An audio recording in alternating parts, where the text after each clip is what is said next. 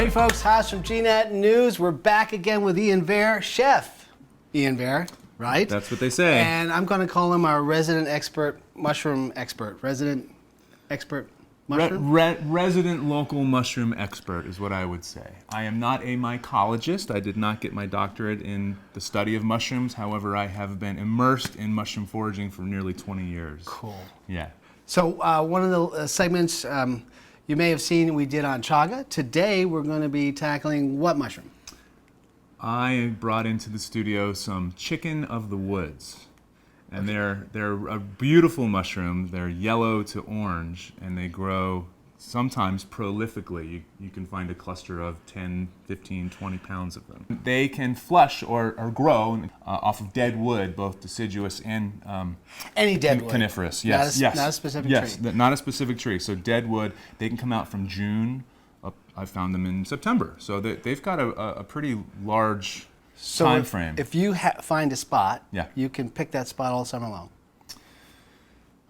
Not necessarily. When they first it's never easy. When they first come out, they're very tender. They're lovely to eat. You can eat the whole organism. Right. They can grow into big, large clusters. Seriously, right, across the tree of 10, 15, 20 pounds, and they'll be orange. So yellow when they're young, the time to and eat then they them. slowly turn orange. Oh, when they slowly turn orange, Yes. they're getting old. Yes. Got it. And they're still very edible. Now, do they come out every year, or are there years when it has to be wet, or years when it has to be dry? Is there any sense of that? This year so far has been wonderful because it has been moist, definitely. Interesting. Rain has an effect. Some mushrooms do skip a year or a few years. I find chickens.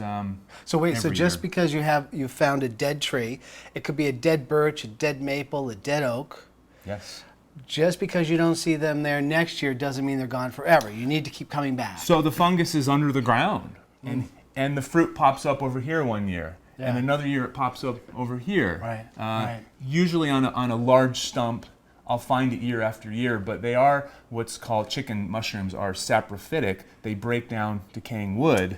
So to some extent, when they've yielded enough nutrients and they've exhausted, I should say, there's going to be a time when they go find another tree. Yeah. Can you cut down a tree to sort of plant? Most of the mushroom cultivating today is indoors, and what is done is specific with substrate, food source, type of wood, all the same, means the same in mycology. Frequently is ground up into sawdust, and then it is Interesting. Yeah. All right. And once you have the type of wood that they enjoy, that they feed off of, you're going to sterilize it, usually with steam. Okay? And then you introduce the spores to that. Okay. So no one's going to do that. So well, that's what frequently is done. Yeah. For me. So can I cut down a tree? Ian, can I just cut down a tree in the woods and just keep coming back year after year till I die to see if there's mushrooms there? It's much more specific than that. Honestly, It's that's kind of a hit or easy. miss. And what I am studying and working on is outdoor cultivation and more in the realm of what you're talking about. Right. And I don't think there's nearly enough of that, personally. And mushroom farming, in my opinion, should be on a farm, not in some dark warehouse. Yeah. Are there other mushrooms that look like it, and then I go and pick them and I bring them home and say, honey, I've got dinner, and we all die? So, are there deadly mushrooms that look like it? I would say no. Are there mushrooms that can give you severe gastric upset? Yes. Yes. So this is a National Audubon Society field guide to North American mushrooms. And this has been a bit of a mushroom Bible for me through the years. And everybody should have that if you're going after mushrooms. Absolutely. Okay. Yes. So today we're going to cook chicken mushrooms. You're going to do something with them. We are. So why don't I get on the other camera and give me a second. No problem. These are chicken mushrooms, but why are they in a jar? So those are chicken mushrooms, and when you find them in the wild, they're going to be in a shelf format, and they're usually yellow to orange. And the reason these are in a jar is because I found a perfect specimen last week. And I didn't want to bring a dying mushroom in here and say, let's eat this thing. So I preserved it. And there's many ways to preserve mushrooms, and I decided to pickle my mushrooms. And what I did was slice them into segments and cram them into a standard mason jar. Okay? Interesting. And see, they almost look white, and they were yellow on the tree. And they, like I said, they can even be orange. And I ate some of these this morning raw. They were fabulous. They were fabulous. Now that said, apparently all mushrooms have some levels of toxicity, particularly wild mushrooms. Got it. It's recommended to cook them all. Some people are more sensitive to the compounds that can cause gastric upset. I recommend everyone cook them. Okay. So I preserve them in the pickling brine. But still, they still need to be cooked. They still need to be cooked. I see They still what you're need to be saying. cooked. Got So if this were me and my wife, because I'm the mushroom expert, I know what it is, and I'm tolerant to what can make us sick. And same with my wife. We would probably put this raw right on whatever we're working with. Got it. But I'm going to cook this today. Cool. All right? Cool. Now, something like this can be used in a pasta, like any other mushroom you're going to use. Okay, it can be used in an omelet, maybe a casserole. Interesting. All kinds of applications. You could saute them up and cook it on a steak or chicken mushroom with chicken. That could be fun. You're triggering questions. Yeah. Okay, so I went out and picked a whole bunch of mushrooms, and we're mushroomed out, and we don't want to eat anymore. 2 weeks have gone by; they're starting to look old. Yes. Yes, we could pickle them. Anything else you could do? Can you freeze them? I'm always asking you that, aren't I? You are.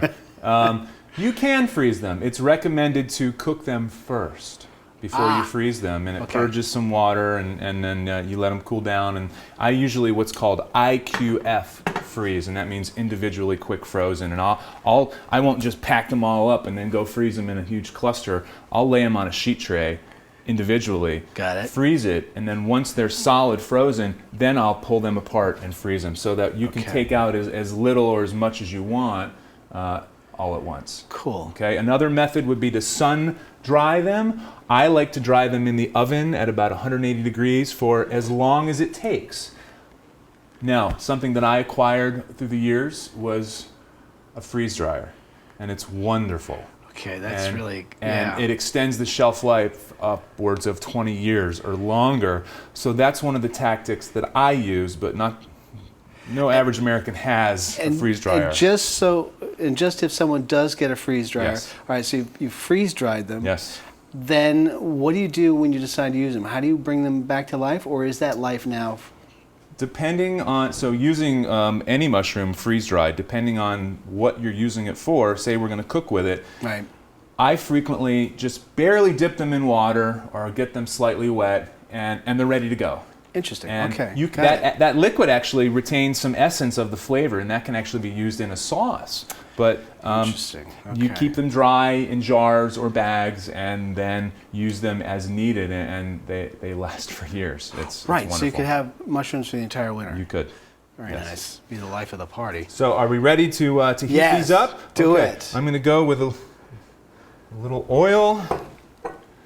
And the key to saute, which is what I'm doing today, is high heat and a little fat. All High right? heat and fat. High heat and a little fat oil.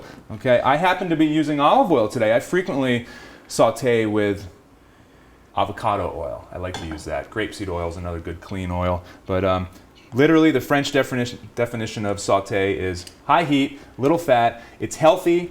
You cook quickly. You don't use a heck of a lot of oil. It's a good way to cut the calories, cut the costs. Gotcha. It's fast. All right. And so we're going to go, and you should hear a sizzle, right? You know, when it hits the pan. And these only need to cook a few minutes. Okay. If you've ever cooked mushrooms at home, you know that they will cook fairly rapidly. And if these were fresh, they would still only take a few minutes.